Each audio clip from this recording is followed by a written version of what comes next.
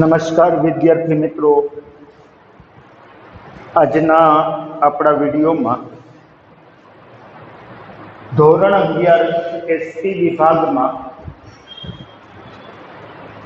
પ્રકરણ number 2 company સેક્રેટરીમાં ટૂંકમાં ઉત્તર આપો, 2 ગુણમાં પૂછાતા પ્રશ્નો કે તમને જે પીડીએફ મોકલવામાં આવી છે તેની અંદર આ બધા પ્રશ્નો આપેલા છે. ખાસ ધ્યાનપૂર્વક આ પ્રશ્નોનો અભ્યાસ કરવો. હવે ટૂંકમાં ઉત્તર આપો 2 ગુણની અંદર આ પ્રશ્ન પૂછાય છે. આપણે 6 પ્રશ્નોની ચર્ચા કરશું. કયા કયા પ્રશ્નો છે એની એક પછી એક ચર્ચાઓ કરીએ. આપણો પહેલો પ્રશ્ન છે, કેએમપીમાં કોનો સમાવેશ થાય છે? કેએમપી એટલે કી મેનેજરિયલ પર્સોનેલ, જેને ગુજરાતીમાં ચાવીરૂપ સંચાલકીય વ્યક્તિ અથવા તો મુખ્ય સંચાલકીય વ્યક્તિ તરીકે ઓળખવામાં આવે છે. કંપનીમાં 5 વ્યક્તિઓનો કેએમપીમાં સમાવેશ થાય છે.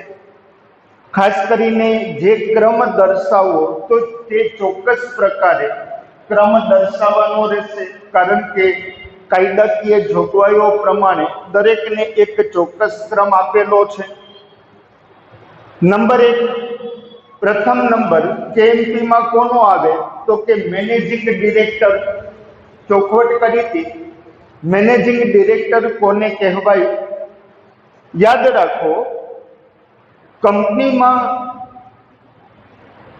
સંચાલક મંડળ કરે છે, પરંતુ આ સંચાલકો રોજે રોજ સંચાલન માટે કંપનીમાં ભેગા મળતા નથી. એટલે કાયદામાં જોગવાઈ છે કે અમુક ચોક્કસ સમયે સંચાલક મંડળ ભેગું મળે છે અને નીતિ વિષયક નિર્ણયો લે છે. કાયદાની જોગવાઈ પ્રમાણે દર 3 મહિને 1 વખત, વર્ષમાં 4 વખત સંચાલક મંડળ ભેગું મળે છે. તો સંચાલક મંડળે જે નીતિ વિષયક નિર્ણયો લીધા છે તેનો અમલ કઈ રીતે થઈ શકે, અને બીજું રોજબરોજનો વહીવટ કેવી રીતે ચલાવવો, તો તેના માટે થઈ અને સંચાલક મંડળ સંચાલકો પોતાનામાંથી એક સંચાલકને રોજબરોજના સંચાલનની વ્યાપક સત્તાઓ આપે છે. આ સંચાલક એટલે મેનેજિંગ ડિરેક્ટર.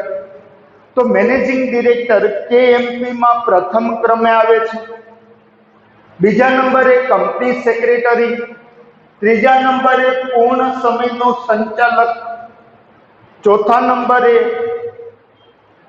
મુખ્ય નાણાકીય અધિકારી, અને 5મા ક્રમે જે અધિકારી, બીજા કોઈ અધિકારી કે જેને કાયદા દ્વારા ખાસ ગણવામાં આવ્યા છે તેનો સમાવેશ કેએમપીમાં થાય છે. તો 5 વ્યક્તિઓ, મેનેજિંગ ડિરેક્ટર, સેક્રેટરી, પૂર્ણ સમયનો સંચાલક, મુખ્ય નાણાકીય અધિકારી અને બીજા કોઈ અધિકારી કે જેને કાયદા દ્વારા ખાસ ગણવામાં આવ્યા છે તેનો સમાવેશ કેએમપીમાં થાય છે. આ 5 વ્યક્તિઓનો સમાવેશ કેએમપીમાં એટલે કે કી મેનેજરિયલ પર્સોનેલમાં થાય છે. તો આ પ્રશ્ન 2 ગુણમાં પૂછાય તો આ 5 બાબતો આપણે દર્શાવવાની રહેશે. પ્રશ્ન નંબર 2, સેક્રેટરીની સત્તાની મર્યાદાઓ જણાવો. તો કંપની સેક્રેટરીની સત્તાની મર્યાદાઓ, સત્તાના સંદર્ભમાં આપણે ચર્ચા કરી હતી કે સ્વયંભૂ રીતે કાયદાથી સેક્રેટરીને કોઈ સત્તાઓ નથી હોતી, પરંતુ સંચાલક મંડળ અને અન્ય જે સત્તા મંડળો દ્વારા નિયમન પત્રમાં જોગવાઈના આધારે જે કંઈ સત્તાઓ પ્રાપ્ત થાય છે તેની મર્યાદામાં રહી અને સેક્રેટરી સત્તાનો ઉપયોગ કરી શકે છે. પરંતુ કેટલીક સત્તાઓની મર્યાદા પણ છે. કઈ કઈ બાબતોમાં સત્તાની મર્યાદા છે? તો 4 બાબતો. કંપનીનો સેક્રેટરી સંચાલક મંડળની સૂચના પ્રમાણે કોઈ પણ સભા બોલાવી શકે છે. સંચાલક મંડળ સૂચના આપે તો સેક્રેટરી સભા બોલાવી શકે છે, પરંતુ સેક્રેટરી પોતાની મેળે, સંચાલક મંડળની મંજૂરી વગર પોતાની મેળે કોઈ સભા બોલાવી શકતો નથી. આ એની સત્તાની મર્યાદા છે. કારણ કે સેક્રેટરીને સંચાલક જે કંઈ શેરધારકો છે, ડિબેન્ચર ધારકો છે, લેણદારો છે, સંચાલક મંડળ ની સભા છે બોલાવી શકે છે, પરંતુ ક્યારે? જ્યારે સંચાલક મંડળ સૂચના આપે. સેક્રેટરી પોતાની મેળે કોઈ પણ પ્રકારની સભા છે બોલાવી શકતો નથી. નંબર 2, કંપનીનો સેક્રેટરી કંપની વતી ઉછીના નાણાં લઈ શકતો નથી. એટલે કે કંપની માટે અન્ય કોઈ પ્રાપ્તિ સ્થાનમાંથી સેક્રેટરી છે કંપની માટે ઉછીના નાણાં લઈ શકતો નથી. આપણી સત્તાની મર્યાદા છે. કંપનીનો સેક્રેટરી સંચાલક મંડળને કે સંચાલકોને નીતિ વિષયક નિર્ણયો લેવામાં મદદરૂપ બની શકે છે, પરંતુ સેક્રેટરીને સત્તા નથી કે પોતે કોઈ નીતિ વિષયક નિર્ણય લે. તો નીતિ વિષયક નિર્ણય લેવાની સત્તા પણ કંપનીના સેક્રેટરીને નથી. અને ચોથું, કંપનીનો સેક્રેટરી કંપની વતી જે કંઈ કરાર કરવાના છે તે કરારના સંદર્ભમાં વાતચીત વાટાઘાટો કરી શકે છે, પરંતુ સેક્રેટરીને સત્તા નથી કે કંપની વતી કોઈ કરાર કરે. તો 4 બાબતોની સત્તાની મર્યાદાઓ છે. સેક્રેટરી સભા બોલાવી શકતો નથી, કંપની માટે ઉછીના નાણાં લઈ શકતો નથી, નીતિ વિષયક નિર્ણયો લઈ શકતો નથી, અને કંપનીનો સેક્રેટરી કંપની વતી કરાર કરી શકતો નથી. તો આ 4 બાબતો છે જે સત્તાની મર્યાદાઓ છે. પ્રશ્ન નંબર 3, કંપનીના સેક્રેટરીના કાર્યોનો આધાર શેના પર આધારિત છે? એટલે કે કંપનીનો સેક્રેટરી કંપનીમાં જે અનેક પ્રકારની કામગીરી કરે છે, તો કંપનીનો સેક્રેટરી જે કાર્યો કરે છે એ કાર્યોનો આધાર શેના ઉપર હોય છે? તો કંપની સેક્રેટરીએ જે કામગીરી કરવાની છે, જે કાર્યો કે ફરજો બજાવવાની છે, તેનો આધાર 4 બાબતો ઉપર રહેલ છે. કઈ કઈ બાબતો છે? તો કે સૌથી પહેલું છે કંપનીનું કદ. તો કંપનીનું કદ નાનું છે, મોટું છે, તો તેના ઉપર કામકાજનો આધાર રહેલ છે. જો કંપનીનું કદ વિસ્તૃત હશે તો કંપની સેક્રેટરીના કાર્યોનું પ્રમાણ છે એ વિસ્તૃત રહેશે. જો કંપનીનું કદ નાનું હશે તો કામકાજનું પ્રમાણ છે એ મર્યાદિત રહેશે. બીજું છે ધંધાનો પ્રકાર. કંપની કયા પ્રકારની ધંધાકીય પ્રવૃત્તિઓ કરે છે તેના ઉપર આધારિત છે. જો કોઈ કંપની ઉત્પાદકીય કાર્ય કરતી હોય તો સ્વાભાવિક છે કે ઉત્પાદનની પ્રવૃત્તિ કોઈ કંપની કરતી હોય તો કામકાજનું પ્રમાણ વધુ હોય. તો ઉત્પાદનના પ્રમાણમાં વિતરણનું કાર્ય કરતી કંપનીમાં સામાન્ય રીતે કામકાજનું પ્રમાણ ઓછું હોય, એટલે સેક્રેટરીએ ઓછા કાર્યો કરવાના હોય.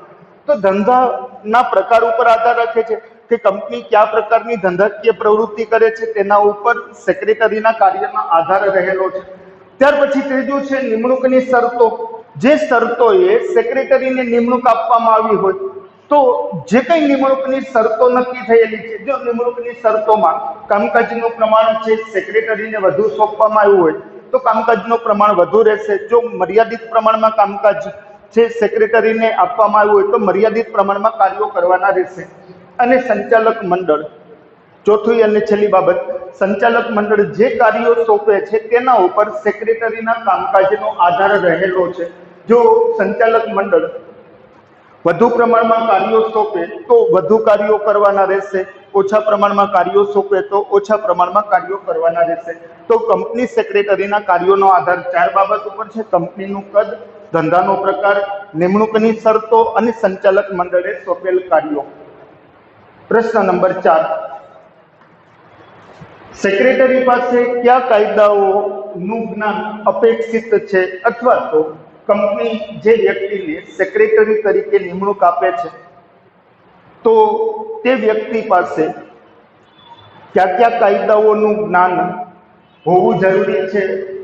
અથવા તો કયા કાયદાઓના જ્ઞાનની અપેક્ષા છે સેક્રેટરી પાસે રાખવામાં આવે છે? તો આપણે સૌ જાણીએ છીએ કે કંપની ઉપર અનેક પ્રકારના નિયંત્રણો હોય છે, અને નિયંત્રણોની મર્યાદામાં રહી અને કાયદાઓનું પાલન કરી અને કંપનીએ પોતાનું કામકાજ કરવાનું હોય છે. એટલે જ સેક્રેટરી પાસે અપેક્ષા રખાય છે કે સેક્રેટરી વિવિધ કાયદાઓનું જ્ઞાન છે એ ધરાવતો હોવો જોઈએ. ચર્ચા કરીએ તો જામીનગીરીના ખરીદ વેચાણના કાયદાનું જ્ઞાન હોવું જરૂરી છે. કંપની ધારા 2013નું જ્ઞાન હોવું જરૂરી છે. ત્યાર પછી આપણે જોઈએ તો સામાન્ય કરારના કાયદાઓનું જ્ઞાન જરૂરી છે, જેને આપણે ભારતીય કરારનો કાયદો કહીએ છીએ, તો તેનું જ્ઞાન જરૂરી છે. ત્યાર પછી તમે જોશો તો વર્તમાન સમયમાં જીએસટી નો કાયદો છે, ગુડ્સ એન્ડ સર્વિસ ટેક્સ જેને કહેવાય છે, એની પહેલા વેટ હતો, વેલ્યુ એડેડ ટેક્સ, તો તે કાયદાઓનું જ્ઞાન જરૂરી છે. ત્યાર પછી સેબીના કાયદાઓ, કારણ કે સેબીની માર્ગદર્શિકાઓનું પાલન છે કંપનીએ કરવાનું હોય છે. પછી માન્ય શેર બજારના સંદર્ભમાં જે કંઈ કાયદાકીય બાબતો છે તો તેનું જ્ઞાન હોવું જરૂરી છે. તો પછી આવકવેરાના કાયદાનું જ્ઞાન હોવું જરૂરી છે, વેચાણ વેરા કાયદાનું જ્ઞાન હોવું જરૂરી છે. ત્યાર પછી કર્મચારીને લગતા જે કંઈ કાયદાઓ છે તેનું જ્ઞાન જરૂરી છે, પ્રોવિડન્ટ ફંડના કાયદાઓનું જ્ઞાન જરૂરી છે. તો આવા વિવિધ કાયદાઓ છે કે જેનું પાલન કંપનીએ કરવાનું હોય છે. તેથી કંપની સેક્રેટરી પાસે અપેક્ષા રખાય છે કે કંપનીનો સેક્રેટરી આ વિવિધ કાયદાઓનું જ્ઞાન છે એ ધરાવતો હોવો જોઈએ. પ્રશ્ન નંબર 5, કંપની ધારા મુજબ સેક્રેટરી પાસે કઈ શૈક્ષણિક લાયકાત હોવી જોઈએ? તો જ્યારે કોઈ કંપની સેક્રેટરી તરીકે નિમણૂક આપવામાં આવે તો તે વ્યક્તિ પાસે કઈ લાયકાતની અપેક્ષા છે રાખવામાં આવે છે?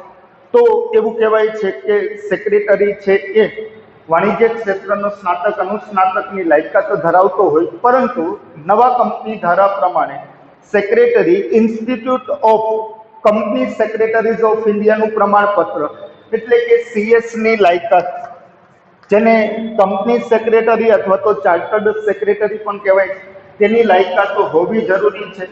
અને સાથોસાથ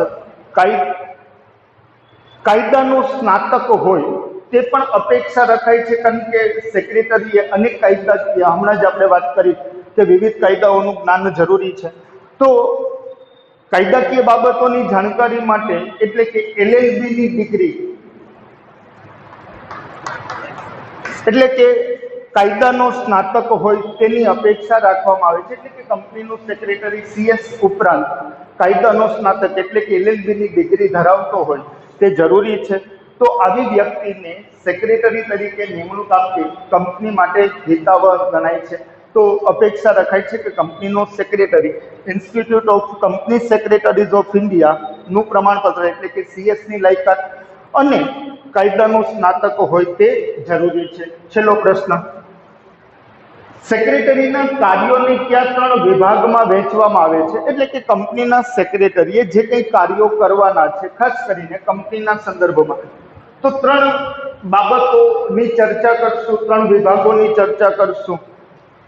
કેટલાક કાર્યો છે એ કંપનીની સ્થાપના પહેલાના છે, કારણ કે જ્યારે કંપનીના સ્થાપકોને કંપની સ્થાપવાનો વિચાર આવે તો તે લોકો કંપનીની સ્થાપના પહેલા કેટલાક કાર્યો છે એ કંપનીના સેક્રેટરીએ કરવાના હોય છે.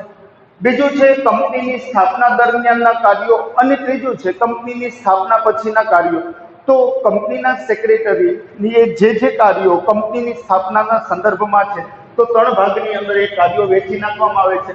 કંપનીની સ્થાપના પહેલાના કાર્યો, કંપનીની સ્થાપના દરમિયાનના કાર્યો અને કંપનીની સ્થાપના થઈ ગયા પછી કેટલાક કાર્યો છે એ કંપનીના સેક્રેટરીએ કરવાના હોય છે. તો આ ટૂંકા પ્રશ્નો કે જેની આપણે ચર્ચા કરી, બાકીના જે કંઈ ESQ MCQ છે તેની ચર્ચા નવા વિડીયોમાં કરશું.